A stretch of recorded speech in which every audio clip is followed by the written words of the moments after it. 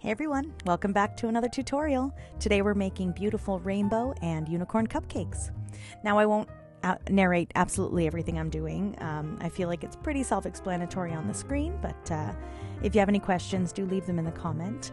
Here I'm just taking some fondant and rolling it out to make some unicorn horns, just little tiny ones, and I'm painting them with edible gold, and then punching out some little ear shapes.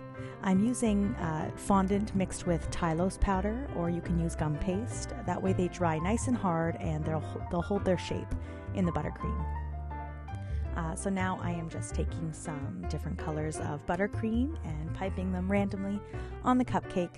I love to use different tips so that I get all those beautiful textures in there, and I just think it adds so much to the cupcake. This little girl, she wanted mixtures of pink, blue, and purple with more purple, so I did 2 different shades of purple. And then I'm going to add on my little ears. Just put those in the buttercream and they're going to hold their shape. And then I'll stick my horns on.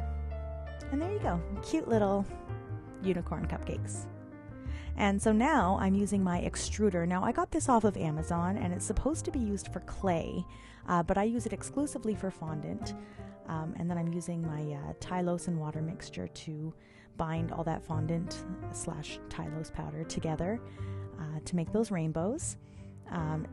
So yeah, if you want to find an extruder, I can leave a link for it in my in the description, because it's a really great tool for making those long lines. Then just some random white buttercream so it looks like clouds, and I'm just sticking those rainbows in. I gave them a few days to dry. So yeah, if you have any questions, leave them below, but otherwise, give it a try. Let me know how it goes. Thanks for watching, everyone.